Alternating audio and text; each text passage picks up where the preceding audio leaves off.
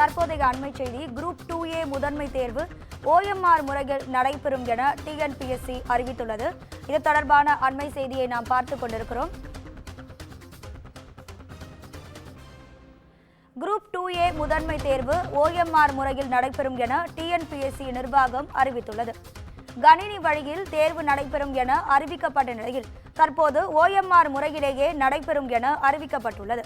இது தொடர்பான அண்மை செய்தி இது. குரூப் 2A முதன்மை தேர்வு OMR முறையில் நடைபெறும் என TNPSC நிர்வாகம் அறிவித்துள்ளது. கணினி வழியில் தேர்வு நடைபெறும் என அறிவிக்கப்பட்ட நிலையில் தற்போது OMR முறையில் நடைபெறும் என அறிவிப்பு வெளியாகியுள்ளது.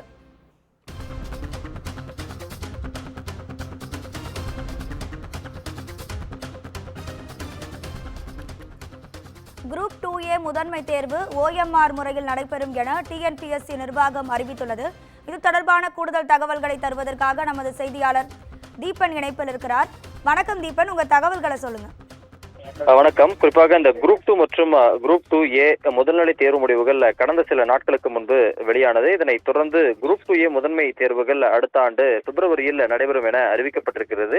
இந்த தேர்வுகளை பொறுத்தவரை முதன்முறையாக இந்த குரூப் 2A தேர்வுகளை 23,000 பேர்களுக்கு குறிப்பாக கணினி முறையில் நடத்த அரசு பணியாளர் தேர்வாணையம் முடிவு செய்திருப்பதாக தகவல்கள் வெளியாகின. அது ஏற்குறைய உறுதி செய்யப்பட்டும் இருந்தது TNPSC-யால். இந்த நிலையில்தான் தற்பொழுது அந்த தேர்வு பழையபடி OMR முறையில் நடைபெறும் என்று தற்பொழுது அரசு பணியாளர் தேர்வாணையம் விளக்கம் அளித்திருக்கின்றது. குறிப்பாக கணினி வழியில் ஏற்கனவே நடைபெற்ற அடிஷனல் பப்ளிக் ப்ராசிக்யூட்டர் தேர்வை ரத்து செய்து அரசு பணியாளர் தேர்வாணையம் உத்தரவிட்டது. குறிப்பாக கணினி வழியில் நடைபெற்ற தேர்வில் பல்வேறு குளறுபடிகள் ஏற்பட்டு தேர்வுகளை முறையாக நடத்தி முடிக்க முடியாததால் அந்த தேர்வை அண்மையில் ரத்து செய்திருந்தது.